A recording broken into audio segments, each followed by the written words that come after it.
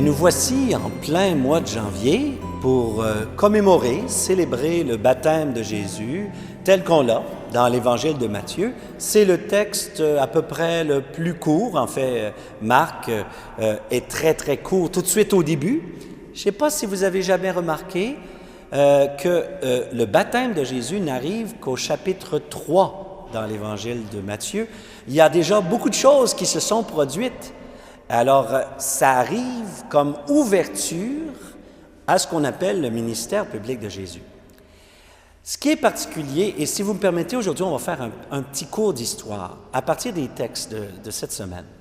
Commençons avec le psaume, où là, nous avons la voix du Seigneur qui tonne dans le ciel, qui ouvre les vannes de la pluie, puis etc., ou est-ce que la voix du Seigneur est menaçante, est imposante, est impressionnante, etc.?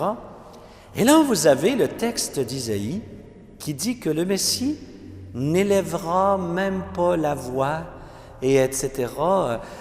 Nous avons là quelque chose de très intéressant, c'est que il ne s'imposera pas, mais il ne pliera pas. Et vous avez là tout le secret, si ça vous intéresse, des mouvements d'activisme, de non-violence, comme Gandhi, comme Martin Luther King. C'est-à-dire que ce n'est pas parce qu'on n'agresse pas l'autre qu'on n'est pas fort. En fait, on peut être plus fort en choisissant de ne pas agresser l'autre qu'en l'agressant.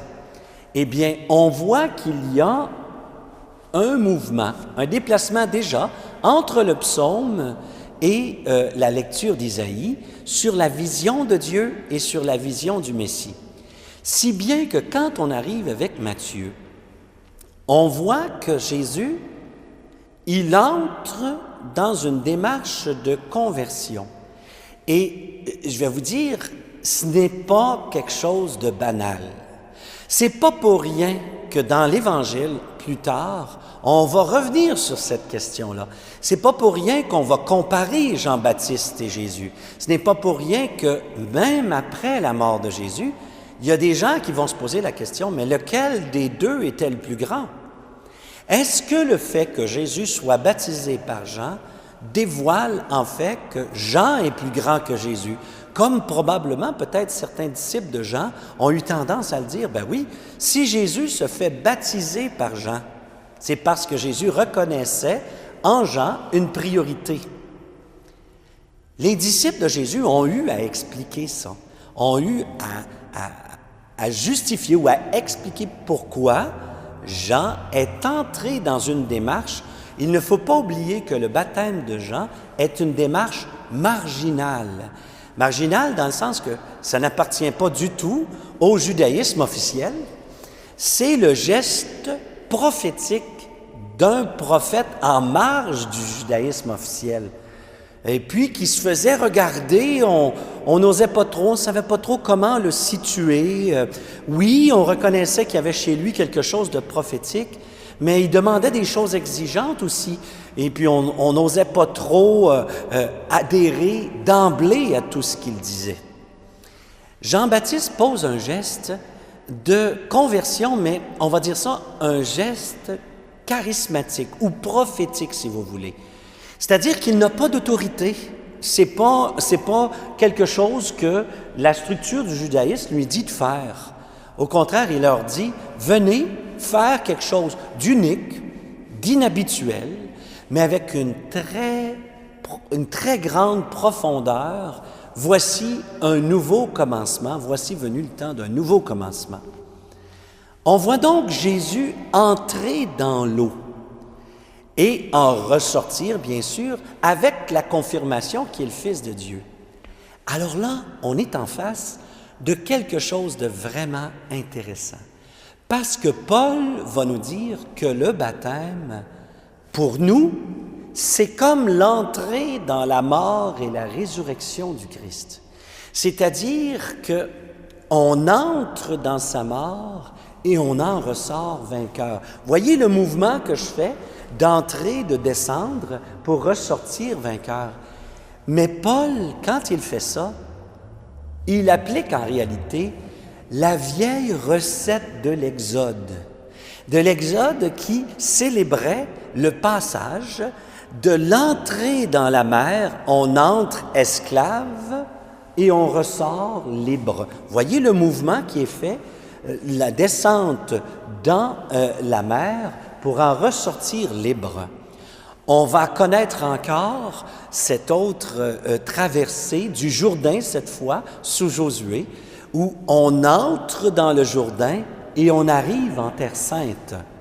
Et c'est ce qui donne, je dirais, toute la spiritualité du gospel. Vous savez peut-être à quel point j'aime le gospel. Mais toute cette spiritualité de dire Deep River ou bien Over Jordan, au-delà du Jourdain se trouve notre libération.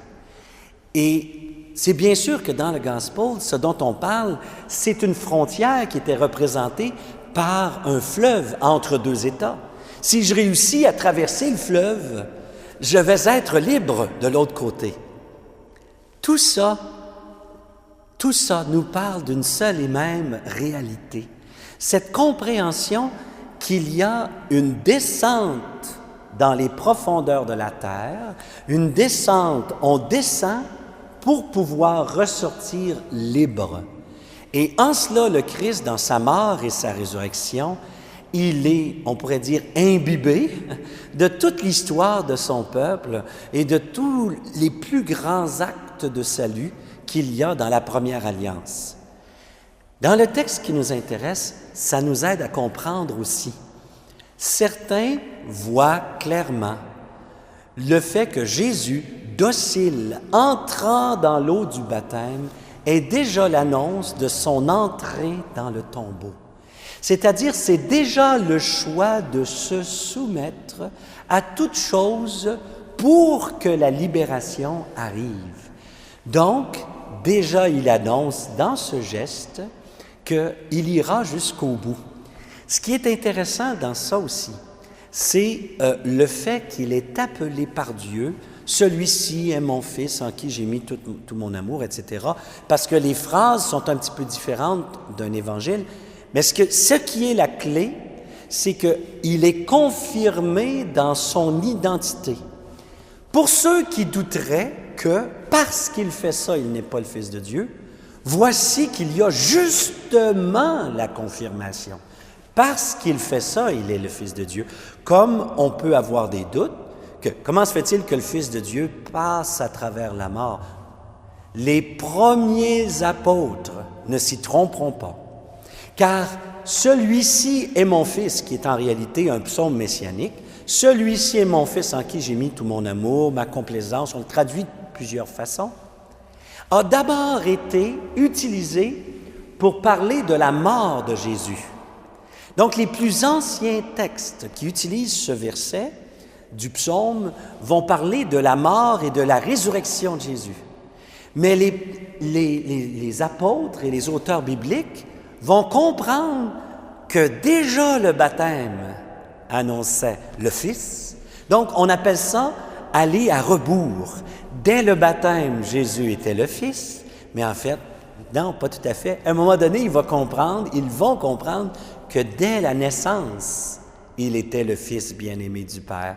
La compréhension s'est approfondie à travers les premières années, passant de la mort, du baptême à la vie, mais tout ça vont dire une seule et même chose. Comme toute l'histoire biblique, il faut entrer en profondeur pour sortir vainqueur.